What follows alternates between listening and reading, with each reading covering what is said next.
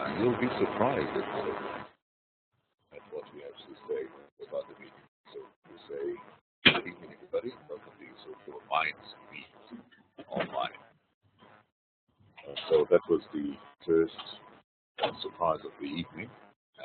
We have tonight with us Barak Tal, who is a young conductor and music director of a quite outstanding and unique music ensemble for the television soloist. And let me see how we're doing here with the people who joined us. Daphna, I don't know whether she has or has not my earphones, as I don't David, but sometimes it does take time. So we'll just, jump into it and give it a chance. Okay, somebody sent me some words here. We can't hear your conversation yet. Okay. I'll tell you what, if everybody can hear me, I would suggest that I leave the audio part of the conference, audio part of the meeting, and then let everybody try out their equipment by going to audio. Okay. Big fun. We'll then do about the video. But let's say that the audio is essential. People can't hear us. They're getting very little, just a black screen. If you see moving pictures, pictures don't say anything. It's outstandingly fantastic. Anyhow, well, I would suggest, if people want to, first of all, it's very important to everybody understand that this is not an interview, it's not a performance, it's a conversation. It's a conversation where we try to find out where the person is hiding behind the public culture and art protagonist. In this case, we have, as I said before, we have Barak Tal. So, first of all, thank you, Barak, for being here with us. And at what point in your life do you decide that you are not going to be brain surgeon, you're not going to be a ballistic engineer, you're not going to be a lawyer or a fireman or policeman, and to dedicate your life entirely to music? How does it happen? Well, I love music. It's one of the things I love the most in my life. And I fell in love with music when I was a teenager. I played the violin from very young age, from the age of 4 or 5. Wow. And well, at the beginning it was not my main, of course. I did many other things. I played tennis, I played basketball. I did many things, and I think it was violin get more attention from me. So I started to practice a lot and to listen to many artists and many. Barak, we keep losing you. Yeah.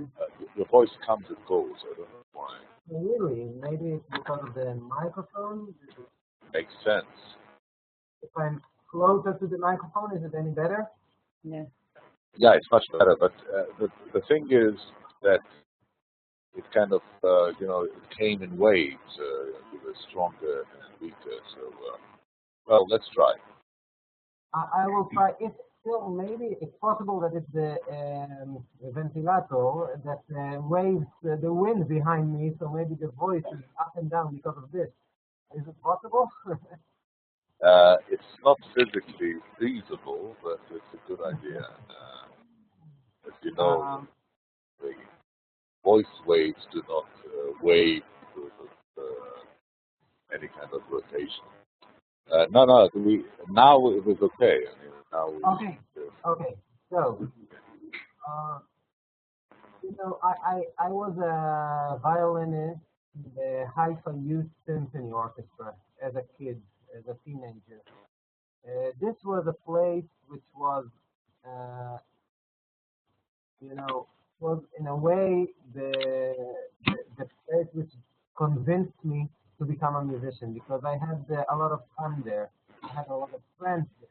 I enjoyed coming there and playing there, not because of the musical level, but mainly because of the society and the friends that I had. And playing there for a while, I became after a few years the concertmaster of this group. And from this point of the concertmaster, I was very close to the conductor, and I saw what he does. And sometimes I had the opportunity to lead myself the orchestra, and even I remember at the age of 16, I got my first chance to conduct the Wow. orchestra when the conductor was, he asked me to do it because he could not come, or I don't remember exactly the reason, but I understood that I have the ability to, to say what I want so that it sounds better. Sometimes you can hear that something is wrong, but you can't tell what exactly is wrong and what to do in order to make the orchestra sound better.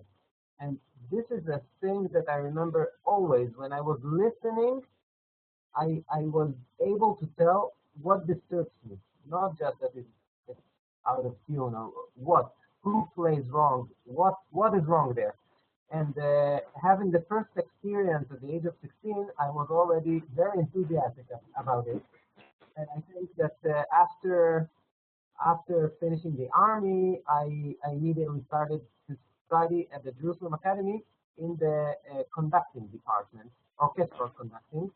And, it was really kind of a dream that I had to establish my own chamber orchestra. And that in this chamber orchestra, I will have fantastic musicians who are all great individual instrumentalists and young that know each other. And this is a very good beginning to start an orchestra. So this was my dream. And after finishing the academy at 1999, I started to think seriously about this dream. And I think it took me about half a year to start really acting. So I started to speak with many of my friends who were instrumentalists, and I played with them for a long time chamber music. I played in a string quartet. I knew many of them uh, from the youth orchestra in Haifa and from other, from the army. We played together from the army. So I started to ask them, what do you think about this idea of a chamber orchestra of all of us? We are friends. We are good musicians. Could be good. And I was very happy to get good answers about this, and we decided to start. It was in May 2001 that we had our first concert in Tel Aviv and in Jerusalem. The concert in Jerusalem was live on the radio from the Jerusalem Music Center, and this is how it started, and we had very good reviews. The atmosphere was very special in this orchestra because it was not like a regular orchestra. All the musicians came out of really the desire to make music together. There were the members of the Aviv Quartet. There were the members of the Carmel Quartet. Uh, Mainly chamber music players and soloists, and the atmosphere was good, the level was good. It was something fresh, and we were all very happy about it. And the reviews were fantastic. So this is how it all started. There was no money, but there was a lot of enthusiasm.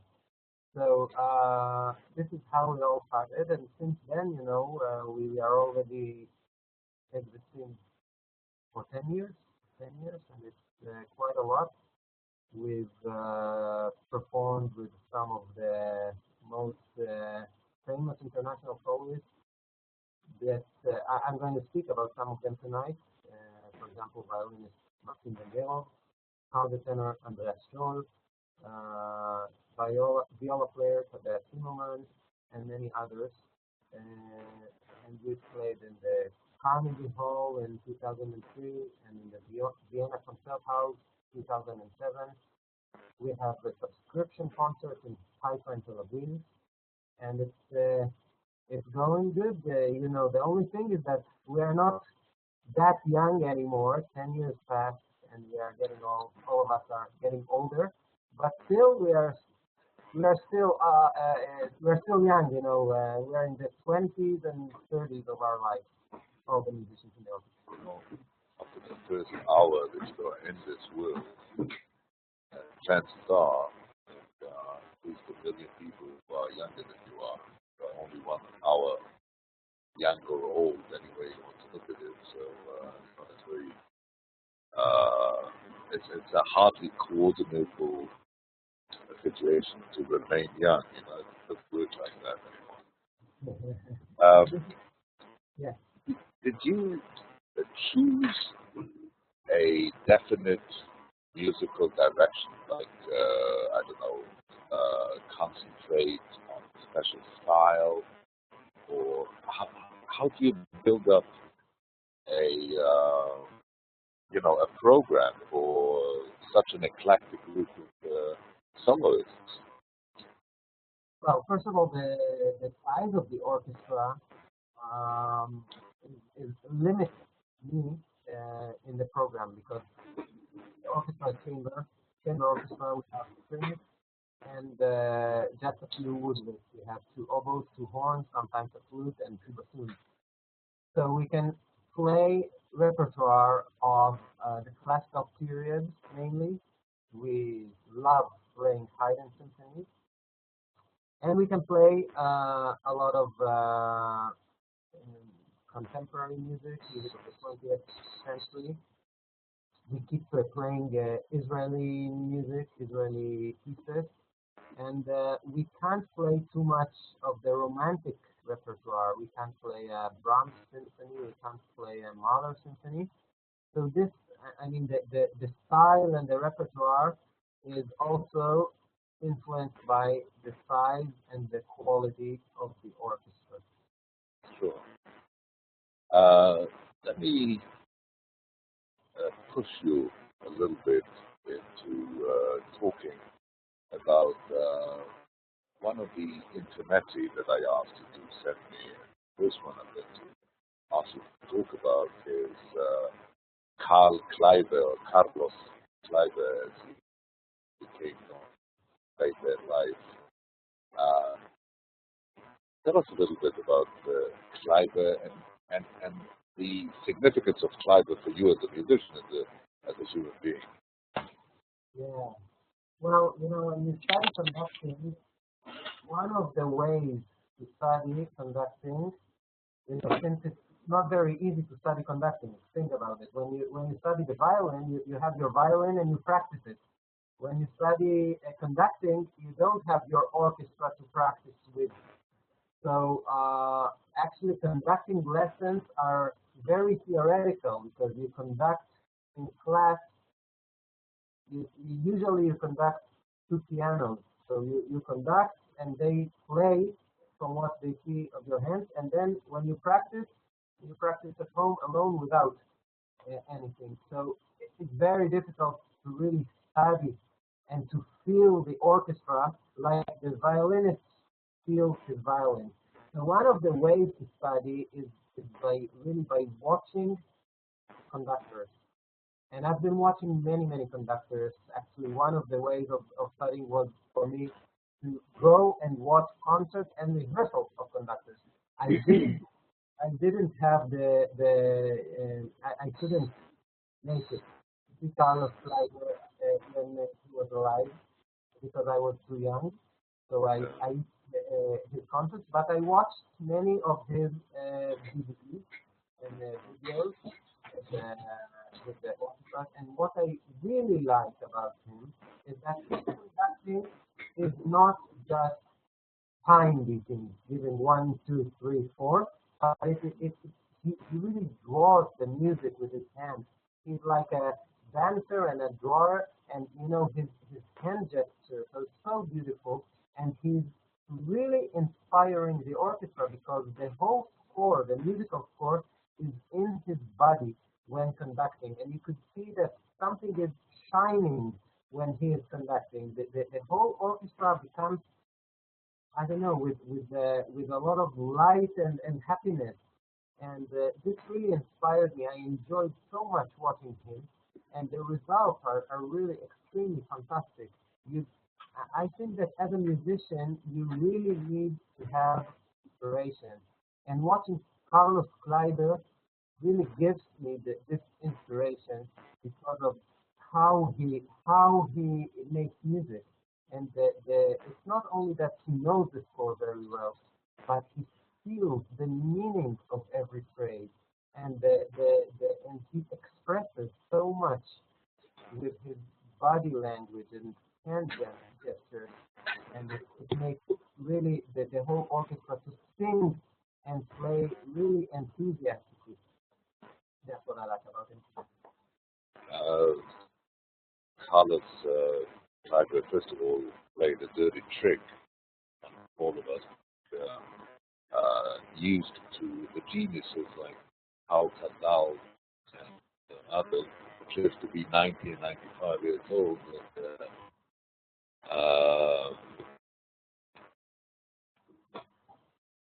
he got to the age of 74, Yeah. and he died very young. He died, actually, to say that he died of heartbreak because his wife, with whom he was very, very close, the dancer, died 7 months before him after suffering from disease. And he was supposedly very well taken care of.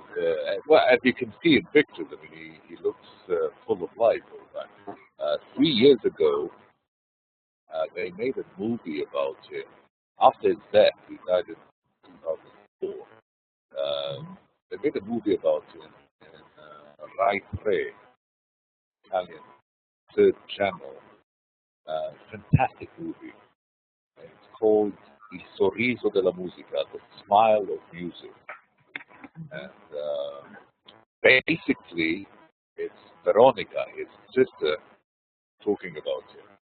And through that, they built up the whole, not the whole, but it's really a love story to the smile that Kleiber introduced into his way of making music. Another little anecdote, and then I would, if it's okay with you, I would invite everybody to watch Carlos Kleiber in action.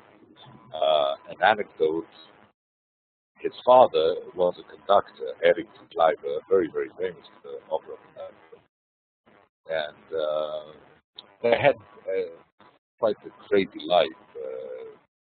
Very young, they moved to. His mother was American, and his father was Viennese, and they moved to Argentina when he was very young. And he grew up in Argentina. That's why he's called Carlos. And his father sent a letter to Furtwängler and said, among other things, he said, one very bad news I have to tell you is that my son seems to have an incredible musical talent. Let's hope that it doesn't destroy his life. And Carlos did go to study chemistry in Zurich when he was 16, and then he decided, well, my father wants to study chemistry, let him do it. And he gave up, not as dramatically as Schumann gave up his law studies, but he chose his own way. And let us listen and watch Carlos Kleiber with the Vienna uh, session, yeah, that's good. With the Vienna Orchestra. It's quite an outstanding piece. It's the Brahms Symphony number 2 in D minor.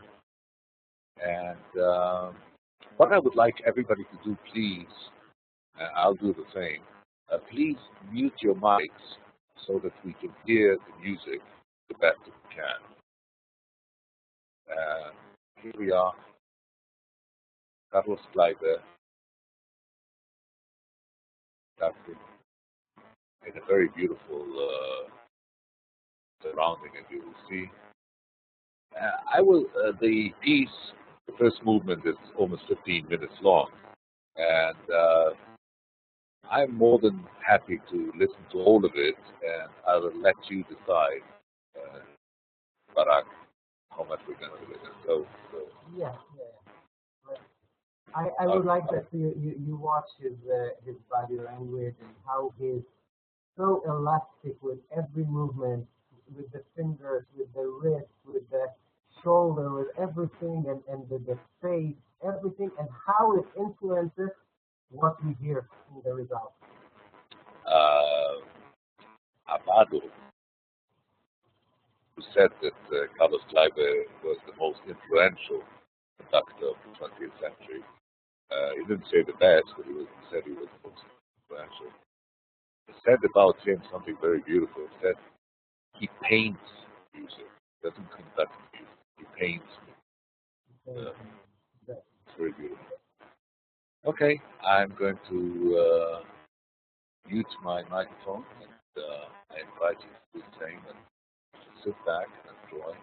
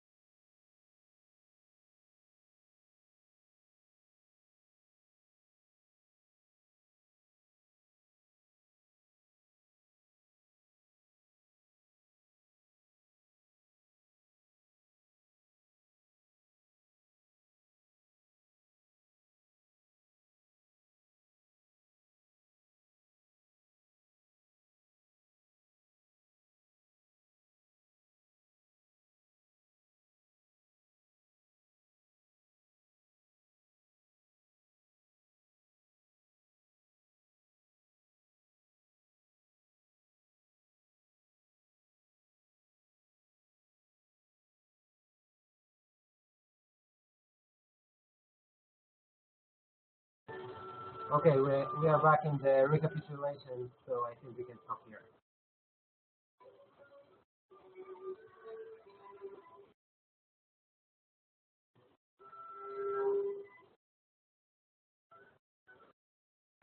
Okay. I mean, obviously, we have spent the whole night again watching and listening to Carlos Kleiber painting. Painting the Wow. music, yeah. I'd like to hear if someone has anything to say about this wonderful video of Carlos Kleiber. I would like to welcome Inga, who joined us in the middle, and I, in a very unnice way, I muted you, Inga, because otherwise we had. I have to explain to everybody that if people do not mute their microphone, what happens when we listen to music, we always have the feedback of the music that comes through. And you hear it twice. We hear it twice, and there's always a delay. So the first time comes, and then the delay, and it's not a very good harmony. Okay, so anyhow, good to see you here with us, Inga. I'm very happy to see you back. I had quite a lot of missing encounters where you did not participate, and I'm going to send you a list so that you can give an explanation and a little note why you did not attend those encounters. Barak, let me ask you something.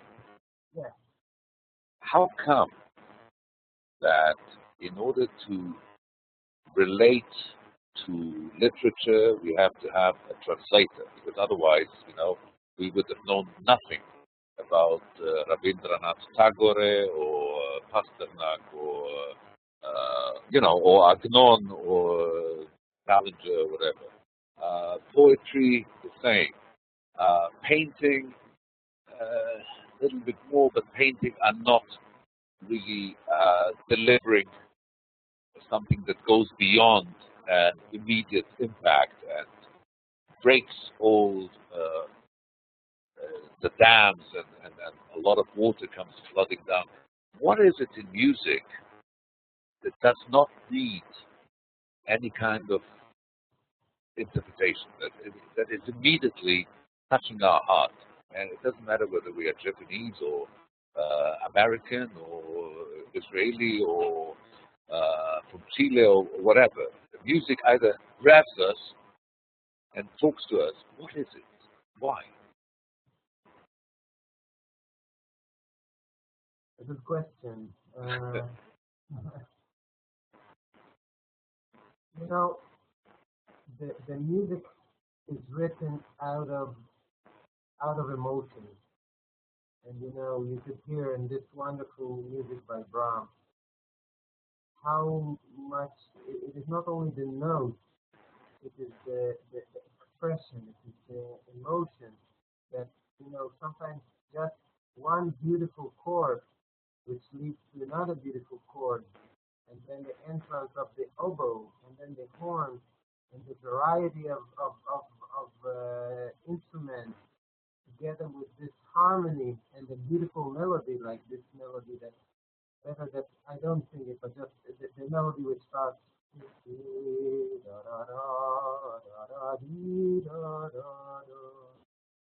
know, it's just it was written out of a lot of emotions, and I think that as a listener, you get the emotions of the composer. And to think that Brahms had to be enhanced and coaxed and cuddled by, Robert and Carla Schumann, where he always felt himself to be a misfit. So, Yeah, but I think as an artist, as a performer, you must have also something of your own emotion, which you have to transfer during your performance to the listener. It is not enough only to play the music of Brahms. You should really feel, understand, listen to the voices, to the different voices, and try really to take out of the score really the music and not only the notes in order that the listener will hear all this and it will touch his heart.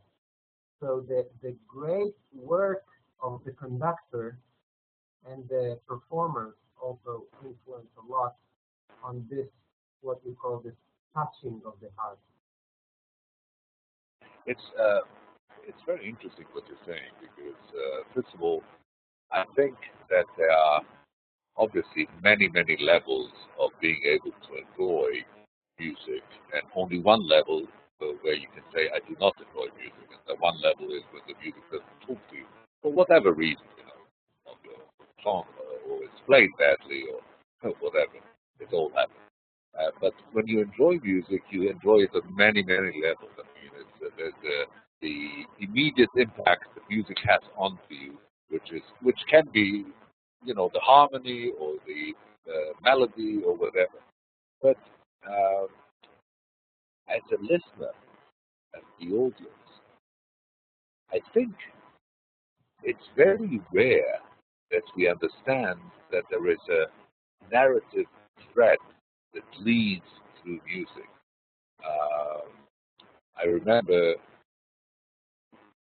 listening to Leonard Bernstein in his fantastic series at Cambridge, The Unanswered Question. Yeah, And in one of those, he breaks up Beethoven, and and he builds up a love story, and he plays the piano, and he builds up a love story. And says, and he's very, he was very seductive and obviously very charismatic, and he led his audience to believe his story. He said, "Listen to me. Would you please dance with me? Just one little dance." And then he said, "Is this what Beethoven?" Well, I can tell you hundreds of stories, and all of them will be true, and all of them will be false. Uh, Tell us a little bit about your encounter with Maxim Vengerov. Hi, Inga. Now we can see you. How are you? Good to have you with us. hi. um, With Maxim, because Maxim Vengerov is another one of those very yeah. charismatic musicians. I think the way to teach and to enjoy music, a very good way is to try to imagine a story while performing music, while teaching music. And if the audience does the same, you would enjoy, million times. Sometimes you don't have to explain him what story you are thinking about, but the audience will observe that something is happening when you are performing. But it's a very inspiring way to work on music. And when you work with an orchestra, and you can spend hours on trying to get something together or to get a chord in tune, but one little story can change the whole result and make everything sound better. And does it work? I'll give you an example that we had with Maxim Vengerov. The violinist Maxim Vengerov played with the Tel Aviv soloist in 2004. It was a great honor for us to have him as our guest, and he played the Beethoven Violin Concerto, and he was also the conductor. So he was soloist and conductor. And in the third movement of this concerto, the third movement is in general very happy and very dance-like. Very happy. But one spot in the middle of the movement is in minor key, and it starts with the violin, a very beautiful play. It starts with the violin, and then after comes the bassoon, and then a second melody starts with the violin, and again the bassoon. And this melody is a little bit melancholic. It's sad. It starts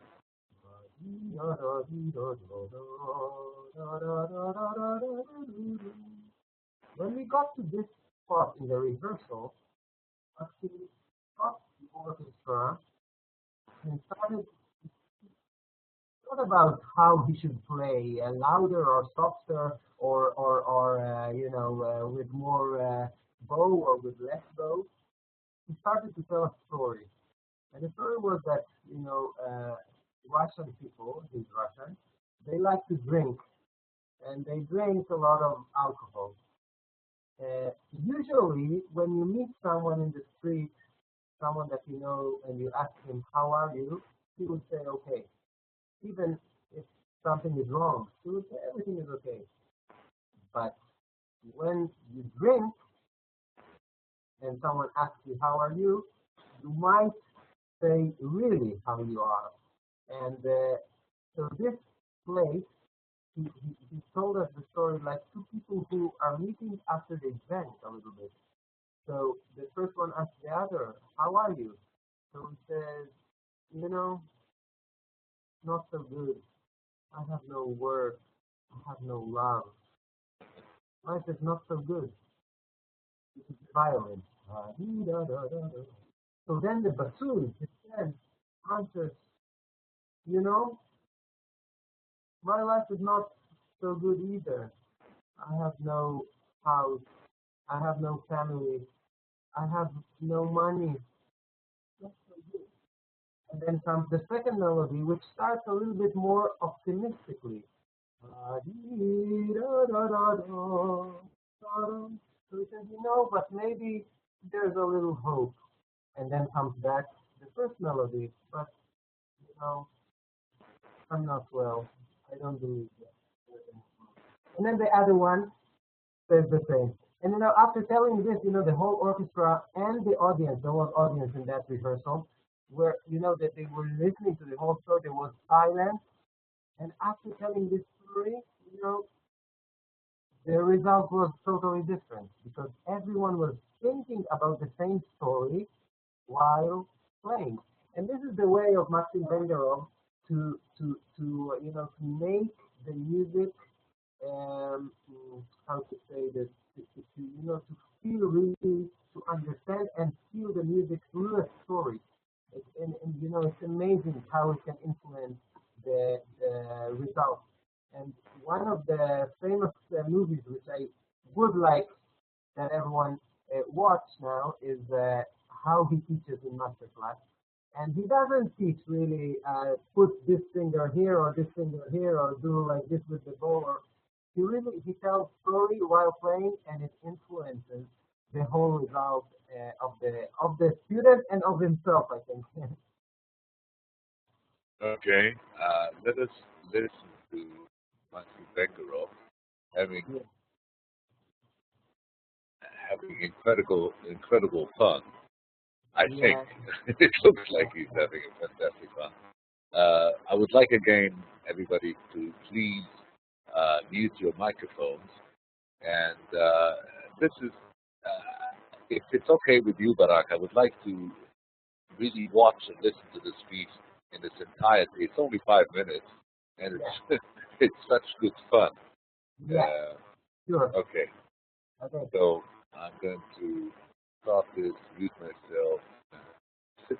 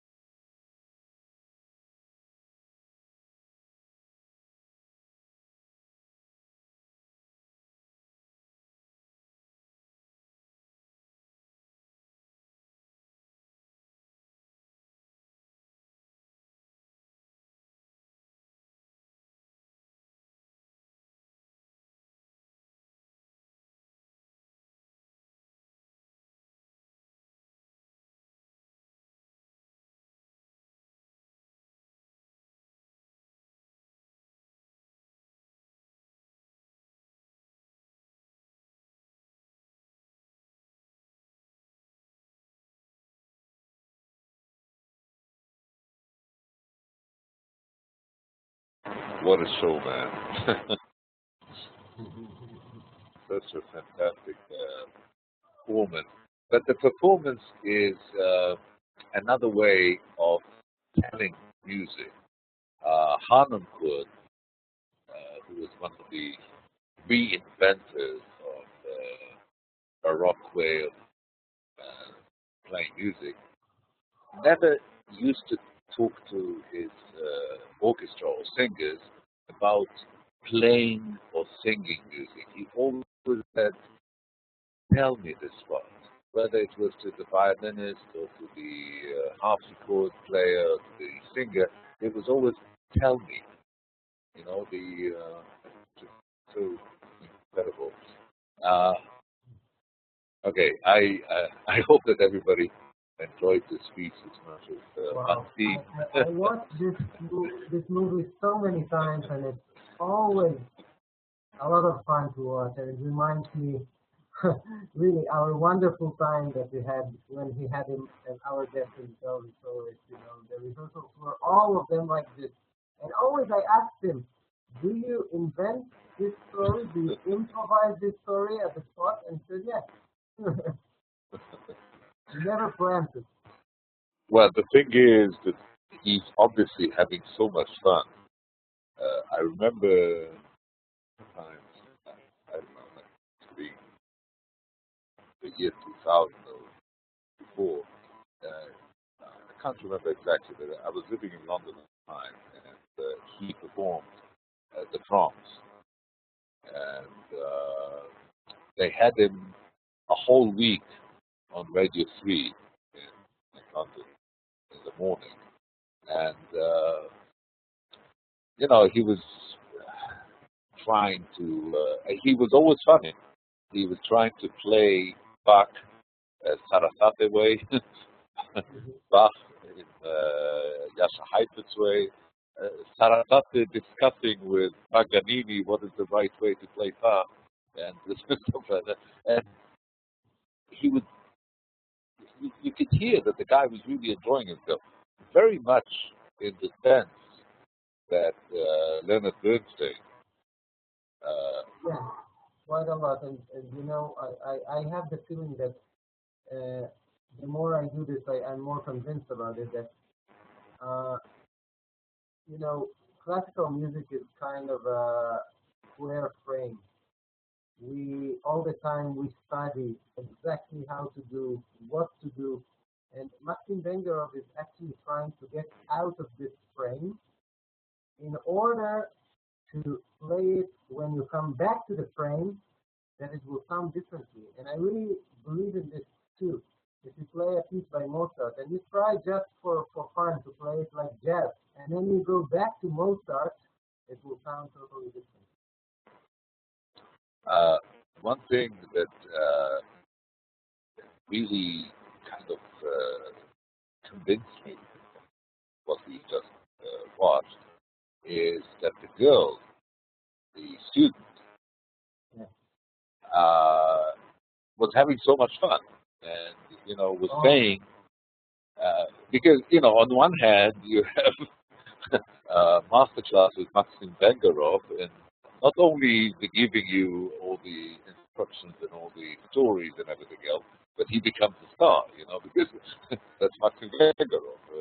Put him in a room with 40 can dancers, and he'll still be the star.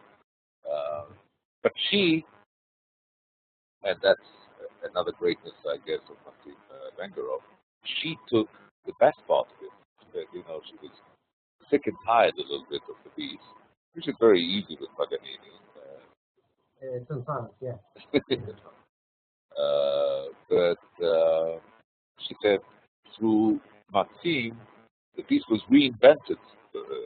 Yeah, it's a new piece for me, and I think this is what we should do when we are dealing with music, because it's endless. How much you can search into a piece, and this is a way of searching a piece, telling a story about it.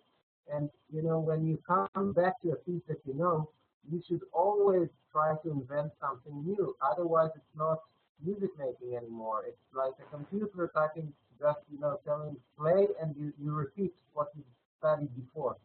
I think this is what makes me so enthusiastic about music, that we always search and try to discover new things in the music.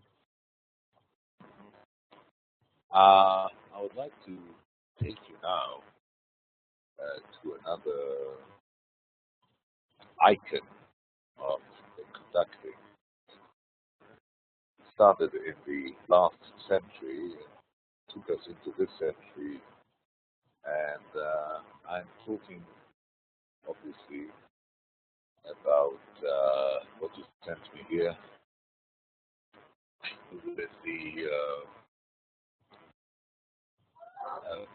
with the Deutsche Kammerphilharmonie, Yeah, Beethoven. about Faboyardi. Yeah, and tell us a little bit about what he gives to you, because I know what he gives to me when again, just one little sentence. Uh, if Carlos Kleiber was a painter of music, as Abada said, for me, he's a dancer of music. Everything is pantomime. Everything is. But tell us, what is he for you? What, Well, first of all, I've studied with his father, Nemi Yardi, in the master course. I studied conducting with him back in 2000 in Estonia. I had a wonderful week with Neme Yalvi, but I actually haven't known Pablo Yalvi until I really started to listen to these performances of him with the Deutsche Kammerphilharmonie.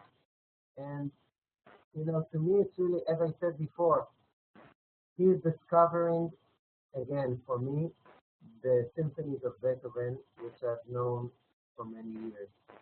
And how does he do this? He has a new interpretation, and this is kind of the interpretation that I'm looking for also with the Tel Aviv soloist. Everything is very clear, everything is very articulated. The tempi are quite fast and lively, everything is the way they play is very, very with a lot of happiness and then in a way very dancey, jumping. Everything is brilliant, and all the nuances are there. The emphasizes the drama of the music, and to me, like the student in the masterclass with Wenger said about the Rondo Cappuccioso, that it's a new piece for her. When I listen to Beethoven with Pablo Yavi, it's a new piece for me, and this is what I'm looking for in music, to discover new things. And when I hear the Eroica Symphony Number 3, that I've heard so many times, and I hear new things when I listen to his performance, I enjoy so much. It's something new, and this is what I say about studying the music. It's something which is, it's never ending.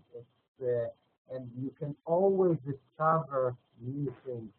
So the way he interprets the symphonies of Beethoven is, fast tempi, a lot of articulation, and all the nuances in the score, you could really hear them. Everything is sharp and clear. I was graced by fortune, luck, whatever. I directed a documentary about Arthur Rubinstein, and Uh-huh. and he was telling me that as a young child, he listened to Schubert quintet for string for the first time. And when he heard the Adagio, he was 12, he said. He heard the Adagio and said, I want this to be played in my funeral. And then, The second movement of the Schubert Quintet in yeah, synthesis. Okay. the Adagio, the second. And then he said, what is so incredible in Schubert is that, you can say whatever you want to say, but when the Adagio plays, you cry. But what is fantastic is you always cry for a different reason. it's, not, it's not the same reason. So that's listen to the Deutsche Kammerphilharmonie playing Beethoven third. Again, please, It's probably obvious. please, everybody, mute your microphones, and that's it.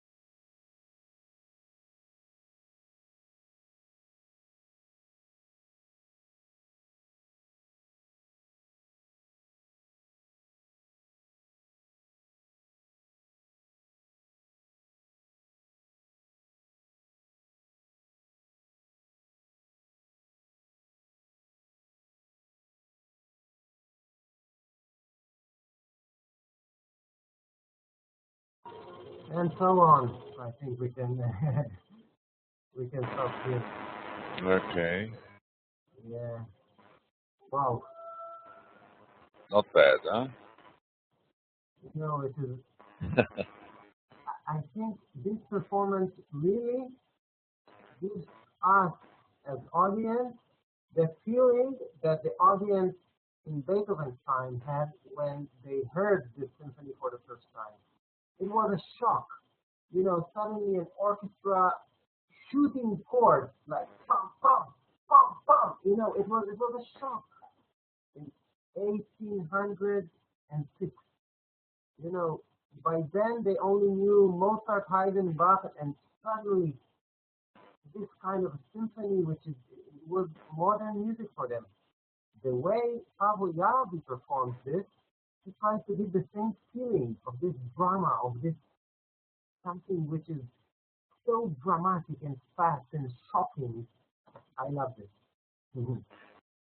Let me launch an idea here, which we discussed briefly, Barak, offline. Uh, one of my dreams for Utopia is to conduct masterclasses for listeners, masterclasses for the audience, uh, because I do believe, that it doesn't matter how good an audience and how good a listener we are. There's always something that can open more doors to add to our capacity of enjoying. And, you know, finding the piece that allows you then to listen to, wait for it. As you say, one of the incredible things that happens to me, at least, with Beethoven is you listen to Bach and he's perfection and he's God and he's everything you want, but because of the time he was living, because of the Baroque and everything else, Bach left a lot for the performer to improvise, to add, to do something, and so you can stop in your mind, let's say in the cello suites or it doesn't matter if it's Siciliana, and do something else a little bit different. It'll never be as good as Bach, but it will be a possibility. With Beethoven, whatever you do, he does it better. He's I don't know how, but he's so perfect. Everything was so incredible, and it's classical music, so once you hear it, you know where it's leading. But it's always surprising, and Always, always. And this is the connection between classical music from the 18th century and 20th century music. Beethoven is not even, he skipped the 19th century in his mind, I think. Something sounds like modern music when you listen to Beethoven. And these chords, these dissonances, and he lived in the 18th century and some of the 19th century. yeah, and he was such an incredible influence. I mean, on everybody who lived in that period. Because we also have to remember that the CDs of the time where they printed music that people bought and then set at home. And as you said, they had probably a fortepiano and somebody. And everything And smaller and classical and very tonal. exactly, yeah.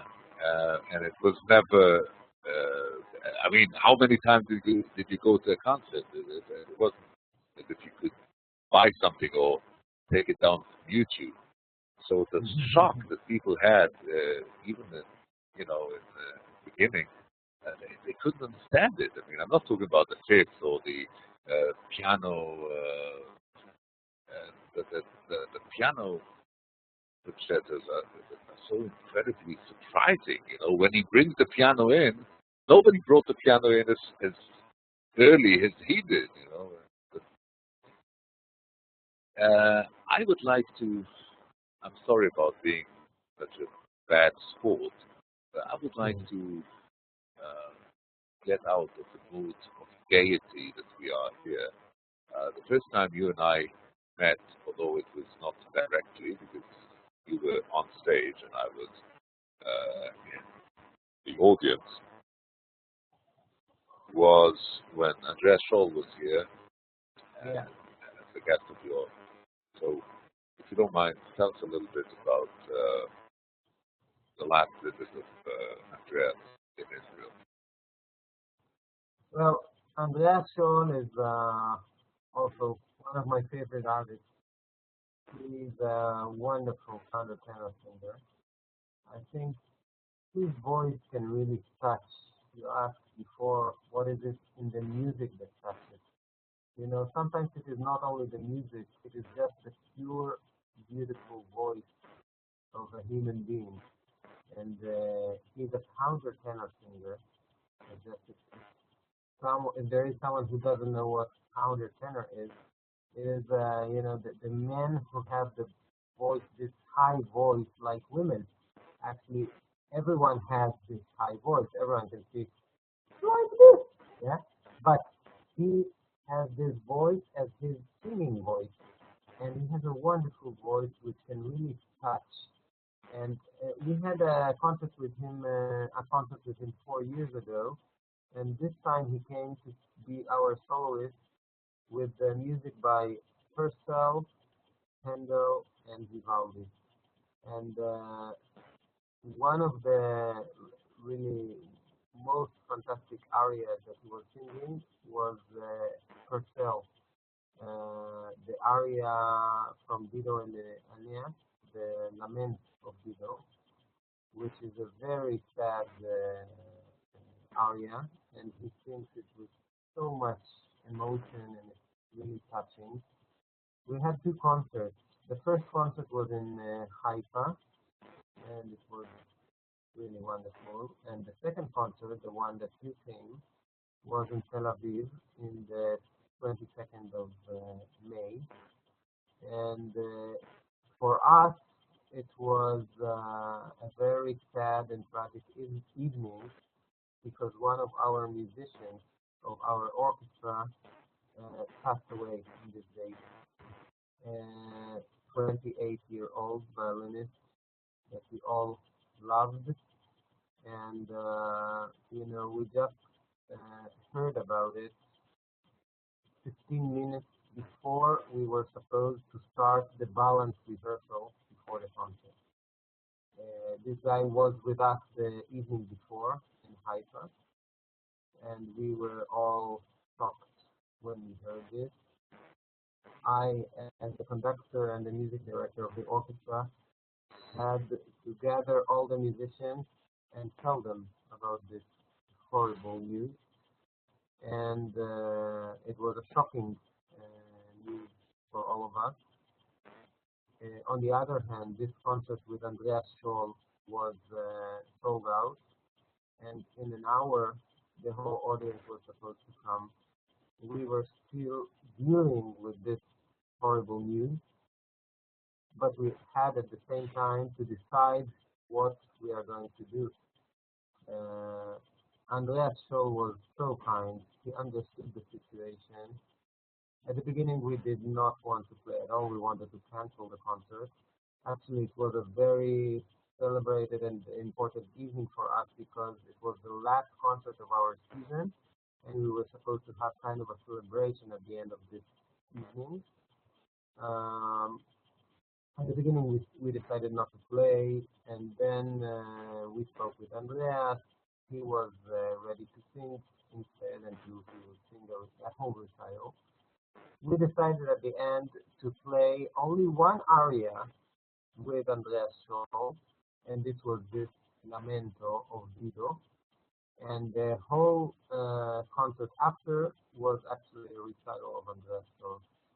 So this aria, the Lamento of Dido, from this evening on, is for me in memory of our beloved violinist Matan Gibol, who passed away a month and a half ago. And I would like to dedicate this wonderful performance film touching of Andreas Scholl, not with us because this one was not recorded, but the performance that we are going to listen of Andreas Scholl, the Lamento of Guido, and I would like to dedicate this to our friend and beloved violinist Matan Gibor. Obviously, we will do that. Andreas is a very, very close friend, Sophia, with us for performances and for evenings, and always welcome. It's always very human. What we are going to listen to now was a performance that he did parallel to recording his Purcell record. And this was done in a church, and at the same time, they were recording. And I must say, I know both because he sent me the CD.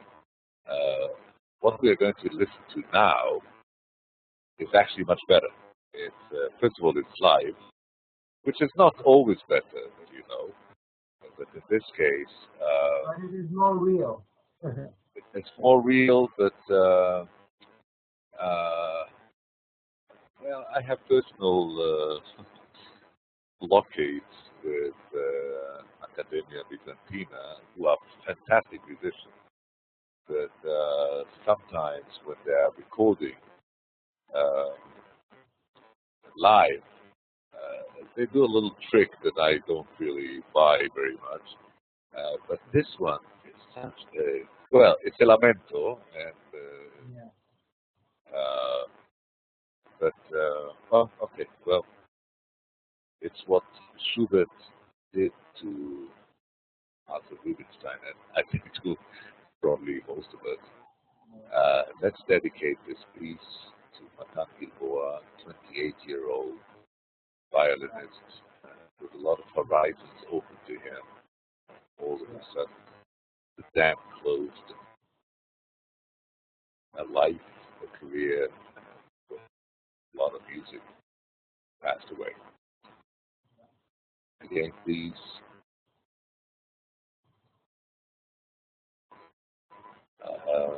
mute your microphones a couple of seconds. Technology allowing, to be living. Uh, what I'm doing is I'm putting this full screen, so the quality is a little bit less, but it's I think it's nicer to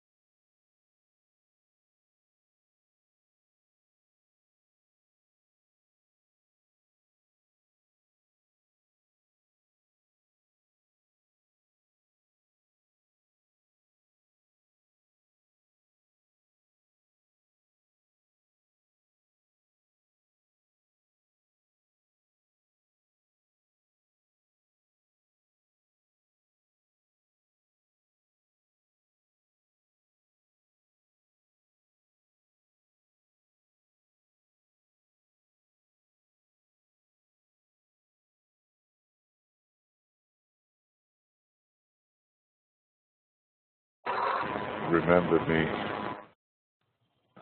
Remember me, forget my fate. Uh, beautiful, beautiful, beautiful. I fell in love with Andreas, obviously, before I met him, before I actually knew his name. Uh-huh. About 20, over 20 years now, I listened for the first time to Rennie Jacobs' rendition of Buxtehude. I Google this stuff, yeah? Yeah, yeah. Uh-huh. The Buxtehude, the members of Jesus. Uh-huh. And I fell in love with his voice. I didn't know anything about him. And it was really a voice of an angel. And, obviously, Buxtehude's music is divine and allows the performance of angels like that. Uh, well, he was in his early 20s then. And it was one of the first performances that he did. Uh-huh. It's very difficult to make him talk about Benny Jacobs. You know, he very diplomatically says great teacher and fantastic, but he talks much more about his other teachers. I don't know why, but this concert, are you familiar with the recording of this distributed by René Jacobs? Mm-hmm. It's a fantastic piece. Where are you taking us now, Barak? By the way, everybody, as I said, this is a conversation. You don't have to know Barak or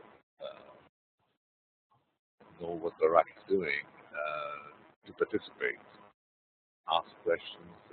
Yeah, I'll be happy to listen if you have something to say or ask. We have, as I said, I don't know Iris. I know that I hope that she now does hear us, but even if she did not hear us, Inga is another one of our good friends. I think Inge used to be to all of Andreas' evenings with us, if I'm not mistaken. I know that Carol would be quite a few. Let's go and do a little jump here Yeah. and meet Haydn. Different. Um, Uh, the trio, yeah, the gypsy yes, trio. yes, yes. Actually, Tell us a yeah, little bit about, Haydn, Mozart, and all this period, which was so such a freak in the history of music. All of a sudden, music was enough just to be a lot of fun. Just to, yeah, as I told you, Haydn is one of my and the ensemble's favorite composers. Haydn wrote many pieces, but each piece is different. It's a different world. He had such a great sense of humor. Uh, he had a lot of drama in his music. Sometimes he wrote music which sounds like folk music, just like we are going to listen now. The last movement of the trio by Haydn, which is called the Gypsy Trio because of the gypsy style in it. Uh, about the performers of this trio, I would like to say a few words. These three performers are a trio, piano trio, Patricia Kopatinskaya, violinist, Tor Gabeta, cellist, and Henry Richardson, pianist. I met all three of them together. They were our soloists in a concert tour that the ensemble had in 2007 in Austria and Switzerland.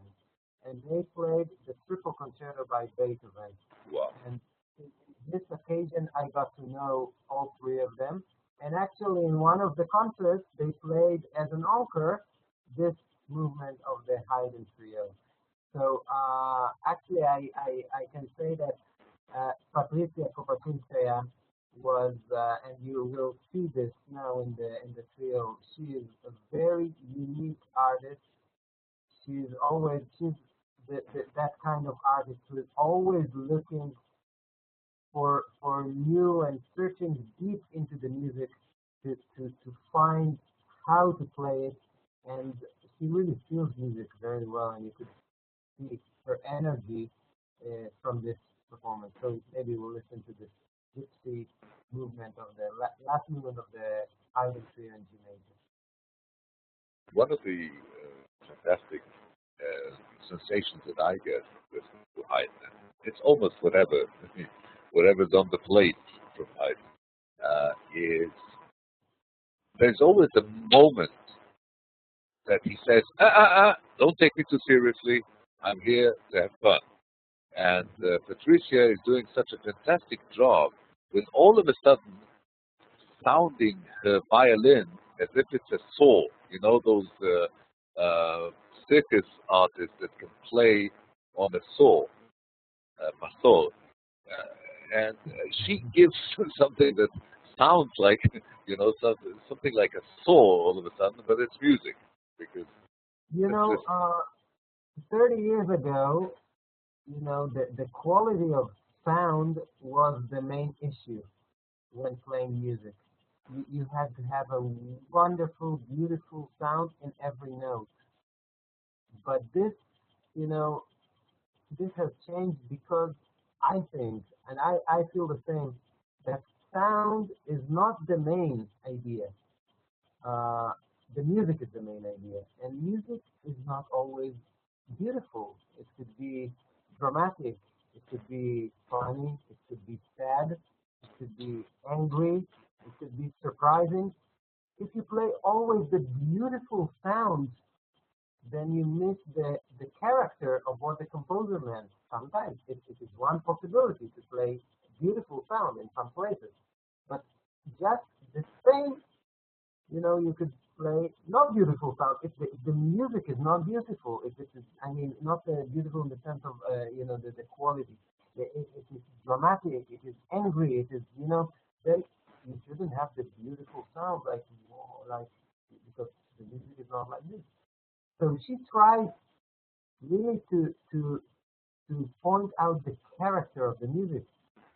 So sound is not the most important thing. So she has sometimes these sound effects in order to help us uh, hear the music as she feels it. okay. Again, please, everybody mute your microphones and to listen to the movement. I very beautiful performance here.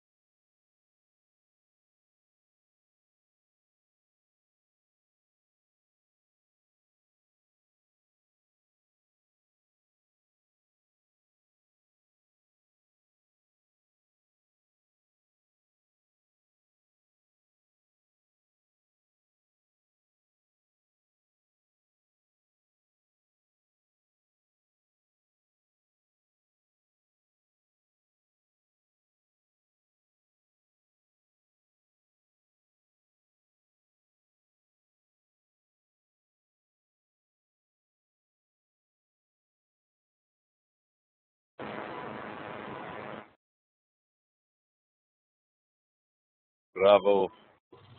Bravo. How young are they? I mean, if you watch a mezzo, sometimes you see those incredibly young champion musicians bring so much intensity to music, which is so fantastic because, I grew up uh, and it seemed to me that everybody was a legend already. Well, obviously, then came new legends all the time, but maybe because of the vastity of performances and possibilities to perform, and with arte and mezzo and etc. etc. I think we do get a more variety of young artists that come out all the time. Which is the way I feel about it. You have another piece with Patricia, who plays Yeah, actually, Beethoven. after meeting her back there in Austria, and I really like the way she tried to reinvent the music. Even here in the house, in some places, she did some new things, and I really wanted to have again a collaboration with her, and I invited her to play with my orchestra, the Televis Soloist, the Beethoven Concerto, the same one that I spoke about Maxim Vengerov before, and it was for me really great experience because she was uh, searching the Beethoven Concerto before playing this, and she read the manuscripts of Beethoven, the handwriting of Beethoven, and she discovered many interesting things that actually Beethoven had different versions of this violin concerto that we all know. That he was writing them as drafts, and in some places he had a few possibilities, and when he was not satisfied of one possibility, he just erased it.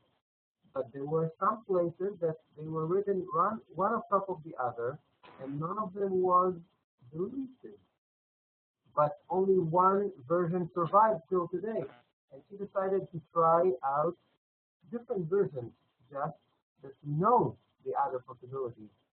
He played with us 2 years ago, the Beethoven Concerto. It was a fantastic experience for me, for the orchestra, and I hope that for her too. It was a wonderful energy and a lot of fun that we had. So after listening to many different ensembles and orchestras, I think that the last piece that I want that everyone listens to is with my orchestra, Patricia Kupacinskaya, with my orchestra, the soloist, with the Beethoven violin together. Okay. Let me take the opportunity before we listen to it.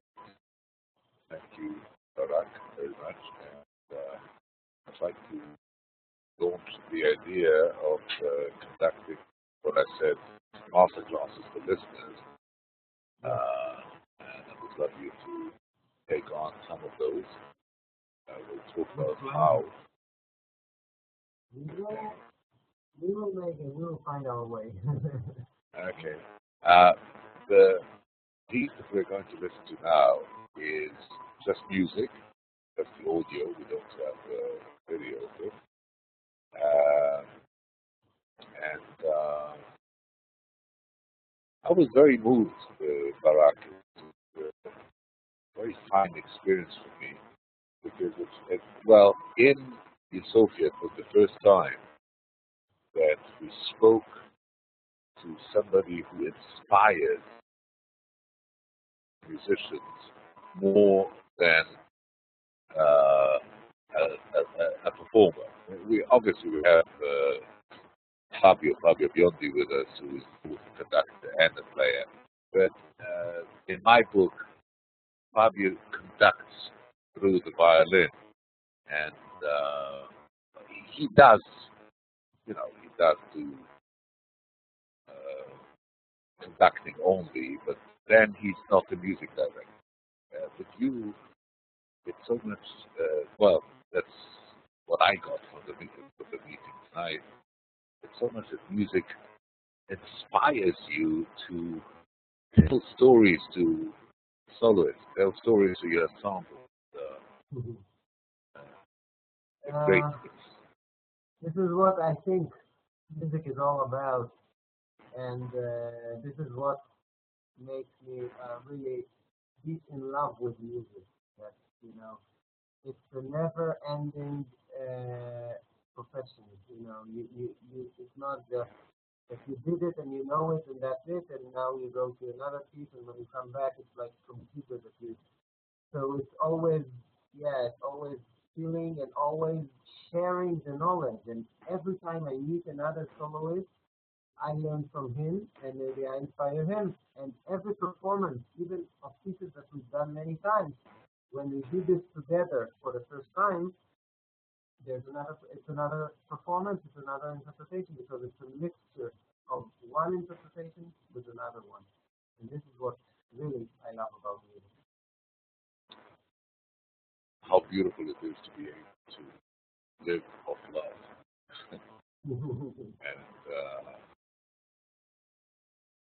so thank everybody for being with us here tonight, and I hope you enjoyed Thank it. you. I would also like to thank everyone. Inge, Carol, Iris, Mira, Ronnie, thank you. And We had in the beginning, we had Doron and David and yeah, Giovanna. I saw that. So we're going to listen to Beethoven played by the soloist With Patricia Kopachinskaya. with this incredible young lady. How old Yeah. is Patricia? She's now 34 already. Older than Jesus Christ and Schubert. Okay. Thank you very much, everybody. Let's mute our microphones. Thank you.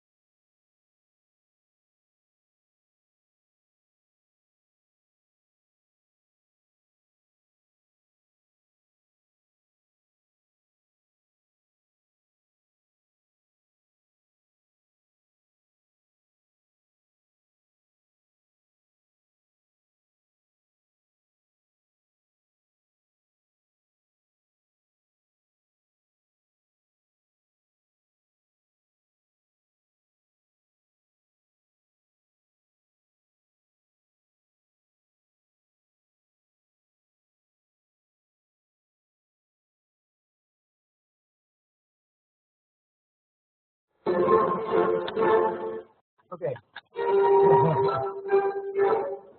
It's very long, so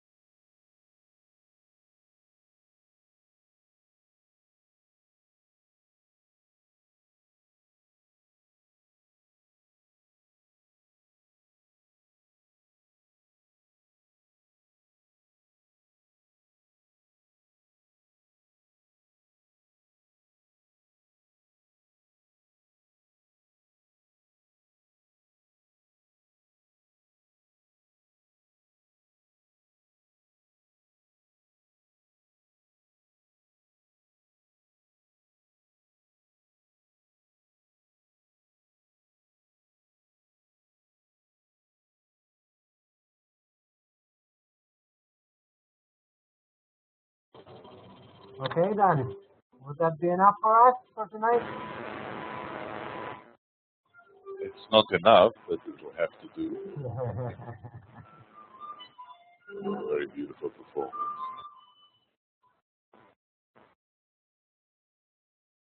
Really very beautiful. There was one cadenza which I never heard before. Yeah, she did the many. This is the other what I spoke about. The other version that it actually is everything Beethoven wrote here. So she took just other versions than the known version. Yeah, and always looking for since this concerto is like an improvisation, she tries to play it in a way that it will sound that she improvises. Well, there was a beautiful dialogue with the orchestra coming back after, letting the scene be conquered completely by the soloist, coming back slowly as if to say, thank you very much. Let's continue our conversation. Well, Barak, it's a great beginning for hopefully a long relationship. Yeah, I enjoyed sure. Yes. I enjoyed every minute of it, and we'll make sure that more and more people will come to the next counters. And join us. Yeah. Thank you very much. Thank you, Dan. Good evening to everybody from Sofia, where minds meet online. Good night.